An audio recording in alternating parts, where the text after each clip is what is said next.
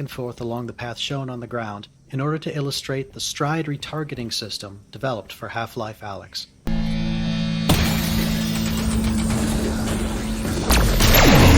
Great. Now go inside and deactivate the power source.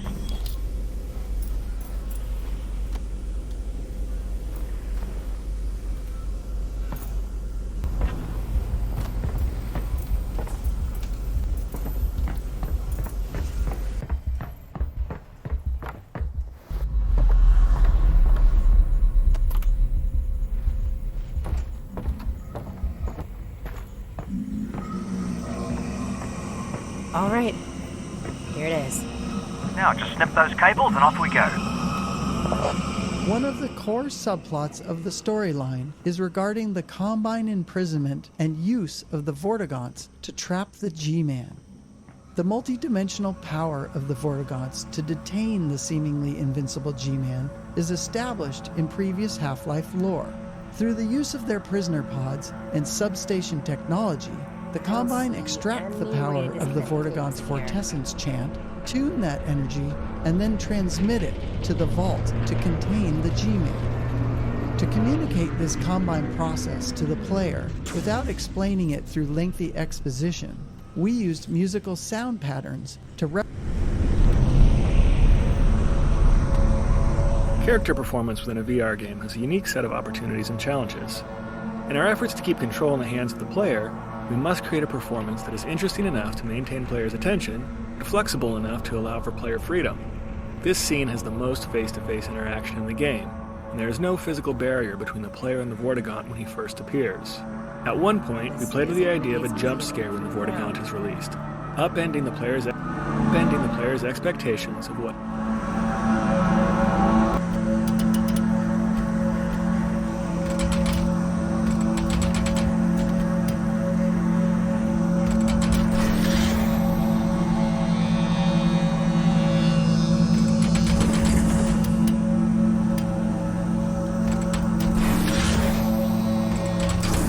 Try opening the cable shielding and shooting them. Ah, got it.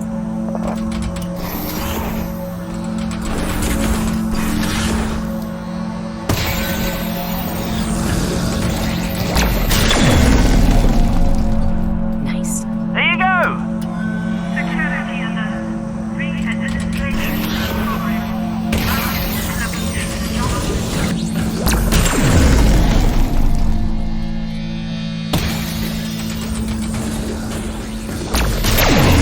Great. Now go inside and deactivate the power source.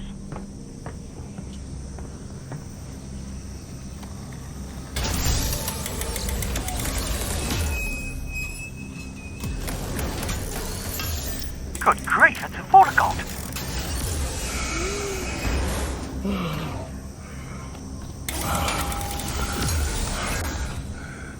We have been trapped in the dark. You're free now. What they do to us all.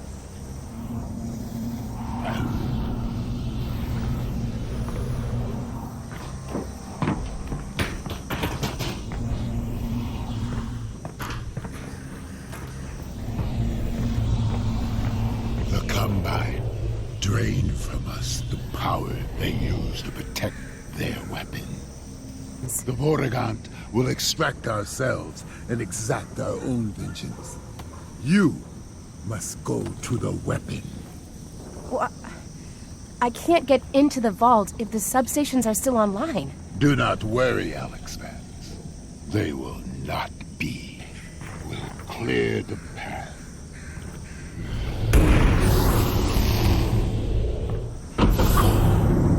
Our paths diverge. But remember, there is no distance between us. We are coterminous. Thanks. Good luck.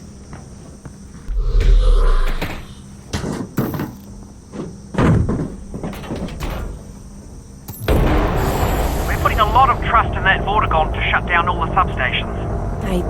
I trust him. Yes, me too. Because if he doesn't, well, that vault isn't going anywhere, and we'll be standing there with no vault to break into, surrounded by Combine. Russ, Trusting him is our only plan here. He'll do this. We can do this. Yes, you're right. He'll be fine. We're all going to be fine.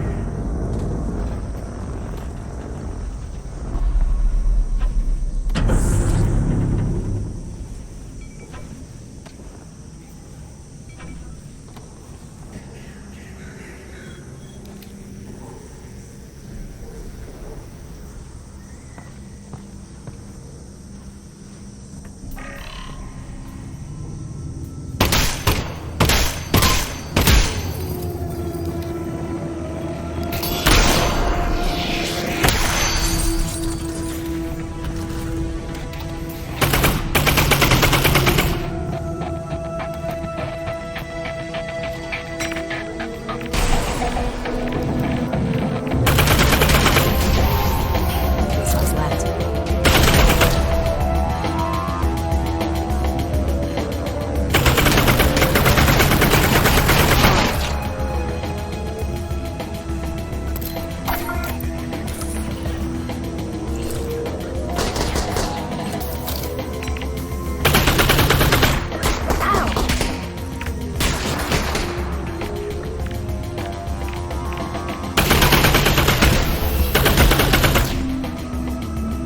Lasso.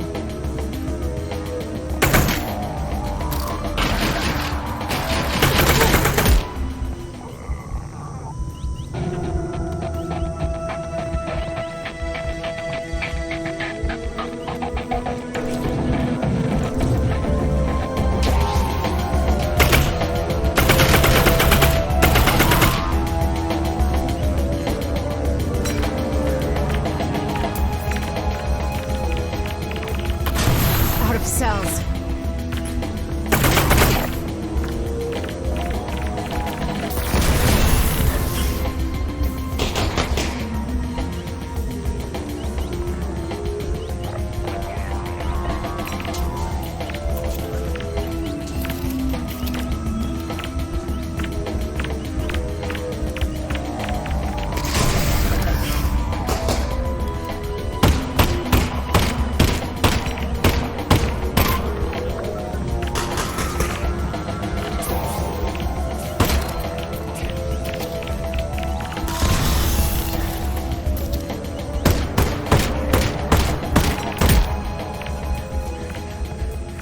Individual, you are now charged with multiple level 5 anti-suicide violations.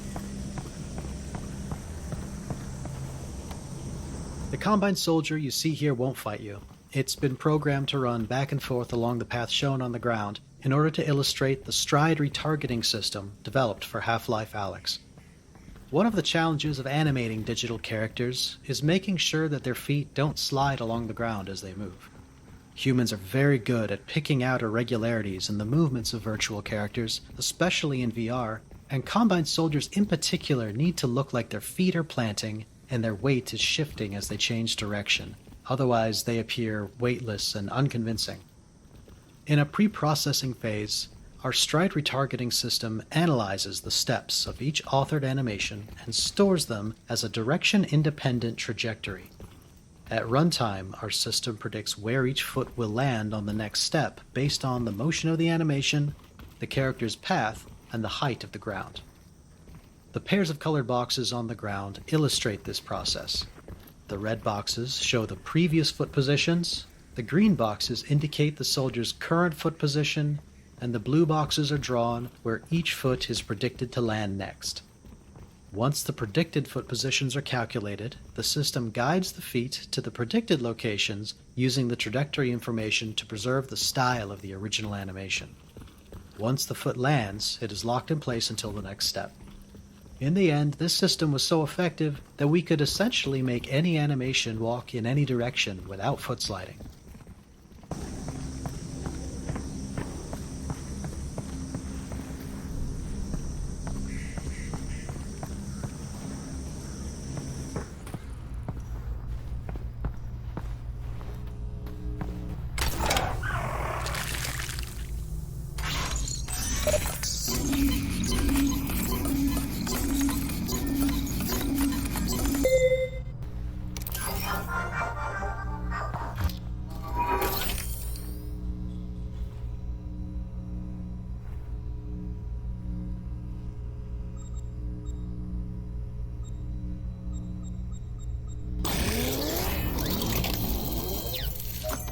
be on the wrong side of that.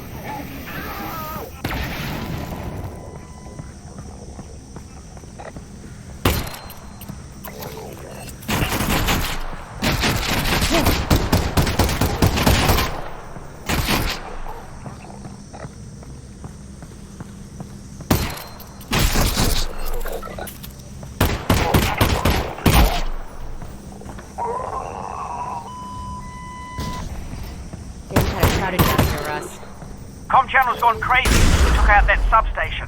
They know we're after the vault now. Whatever's in there, they really don't want us to have it. Well, now I just want to. Now that's the spirit.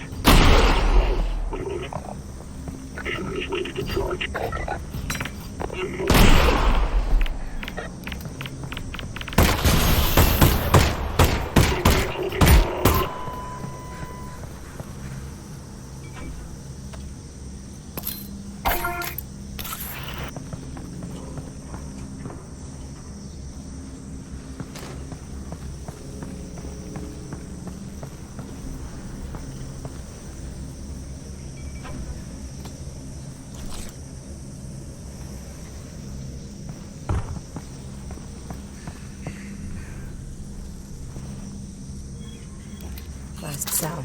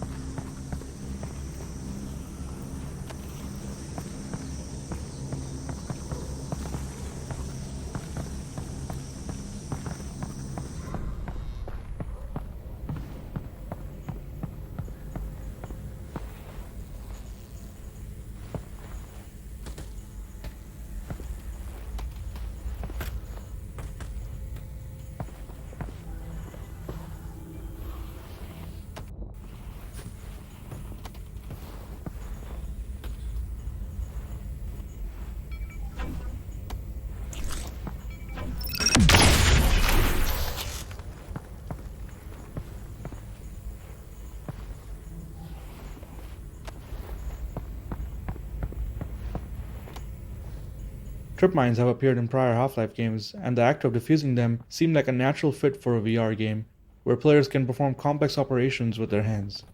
By this point in the game, players have already learned how to hack Combine technology with their multi-tool, but we wanted defusing a trip mine to be more tense than the hacking puzzles. To defuse a trip mine, not only does the player have to place their hand near the laser that could trigger the mine, but they have to perform the task within just a few seconds. Early versions of this puzzle were inspired by lockpicking, resembling a series of tumblers that the player had to quickly align. Unfortunately, the tumbler design required players to rotate their wrists in an uncomfortable manner, particularly given that they had to also avoid touching the laser beam. We removed the rotational component, but kept the timing element, leading to the mechanic you see in the final game. We also experimented with causing the trip mines to actually explode if the player failed to defuse them, but most players found this too punishing, especially in cases where a chain reaction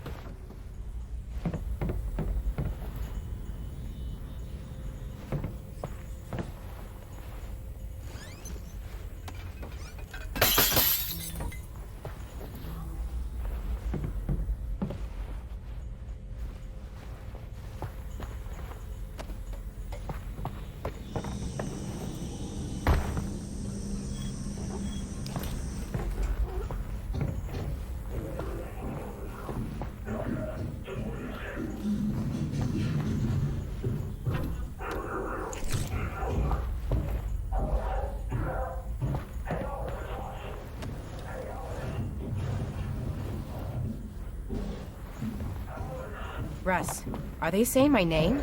Yeah, that's not good.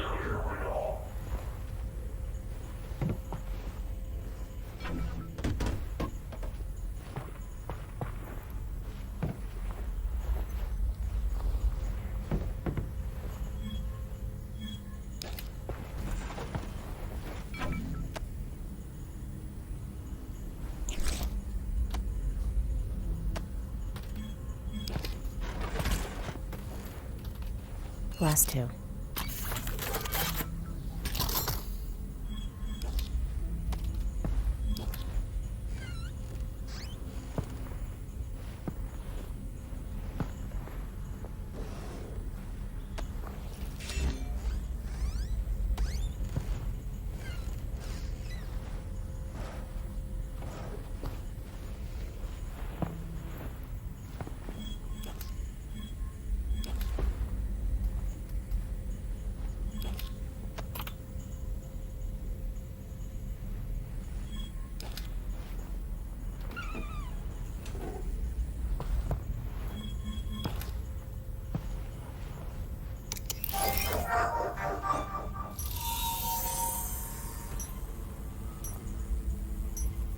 Steady.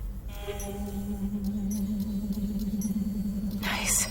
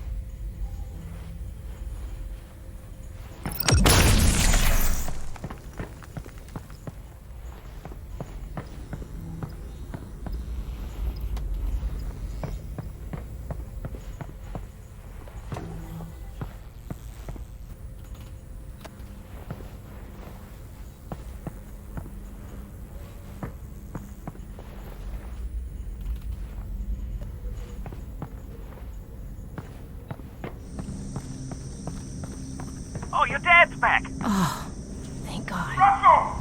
God damn, it's good to speak! Likewise. Oh, this is great. Honestly, I'd pegged your survival at about 4%. You can thank that Vortigern. He got me back Russ? Russell, put Dad on. Alex, baby! Dad! We just took down a substation. Good. Because when they move this thing, that weapon's gone. We need to get it tonight. We will. You still got that data pod, right? I do. Russ, this thing's bio-coded. I'm gonna need the TLI. Yep, it's right over there. Okay, great. You good, honey? For sure. You go ahead. I'll be fine, Dad. I promise. Keep that promise. I'll get to work on the data pod.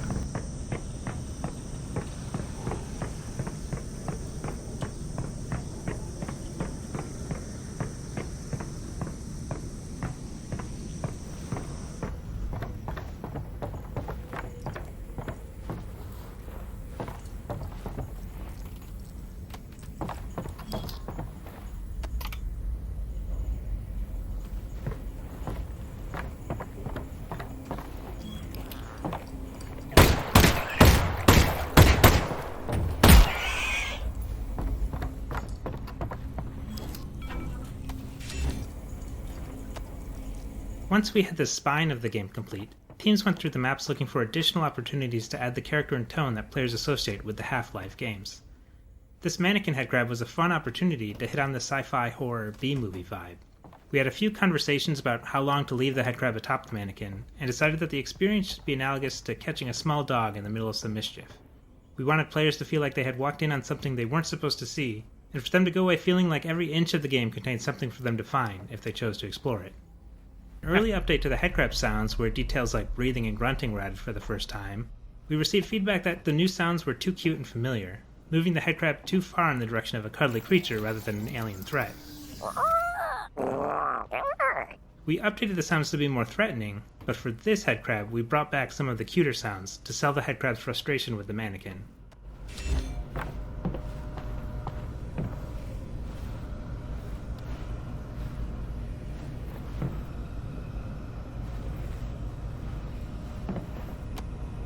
In order to reduce the amount of reloading required in the heat of battle, we wanted players to be able to upgrade the pistol by increasing its ammo capacity.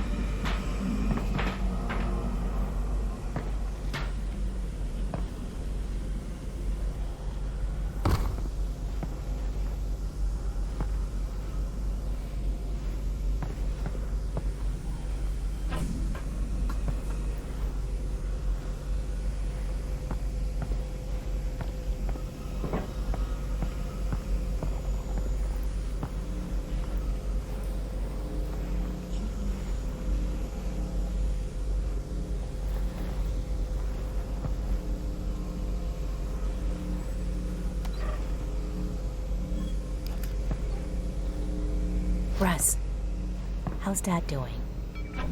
Does he seem okay? Oh, he's fine, Alex. He's working away over there. Good. Well, thanks. Oh, he is missing a leg, though. Yeah. You know, he was missing a leg before. Right. Well, it's still gone. Thanks, Russ. Sure thing.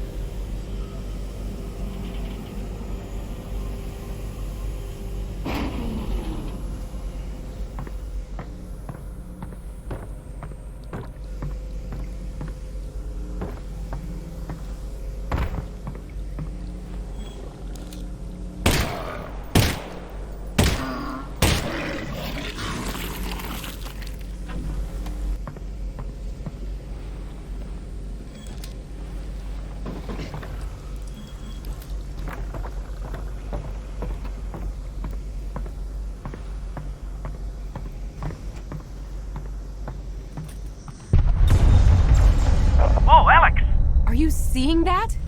The Vortigons are taking down the substation. Yes! This might work. Deploy technician teams to blocks 496477. Maintain priority.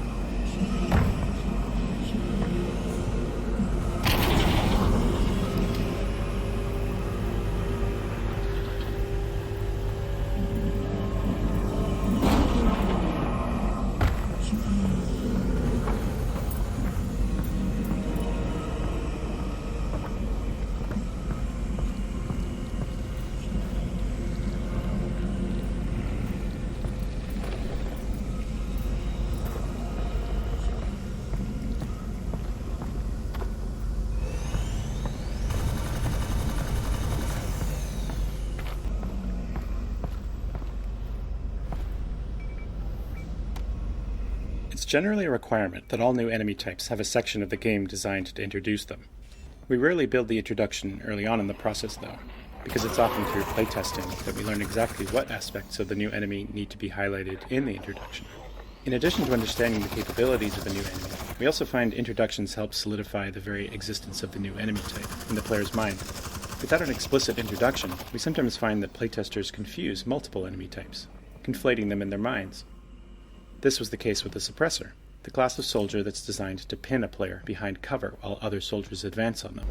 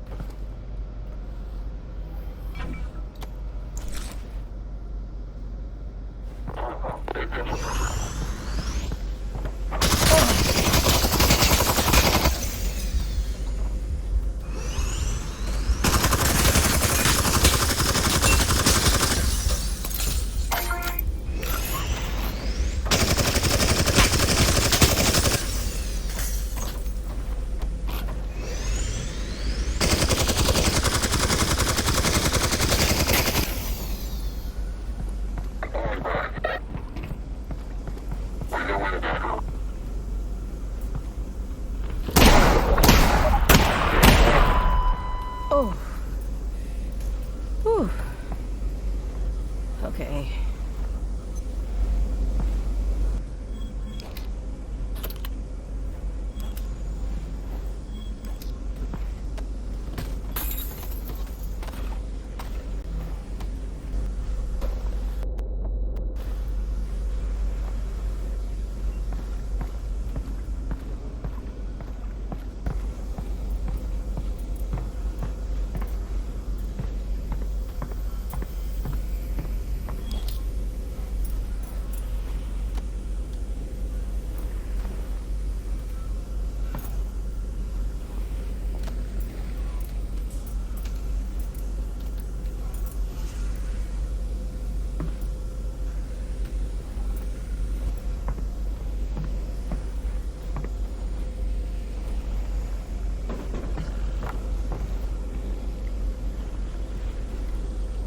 Okay, there's no direct path from where you are to the vault, so you're going to have to snake your way there. Well, it's huge, so it shouldn't be hard to know which way I'm going. I don't understand what they're doing with it here. If this weapon is so powerful, why keep it locked up in a dump like this? My guess is they're trying to find a way to ship it off Earth, back to their home or some other planet. Why not use it here? They already won this war, Alyx.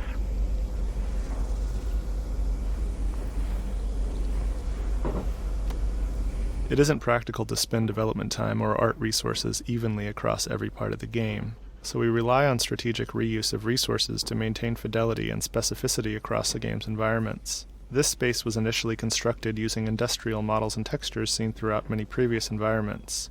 To set it apart, we added the large cables and Vortigaunt pods to imply a makeshift combine power plant whose purpose was to transmit energy to the substations. The juxtaposition of this abandoned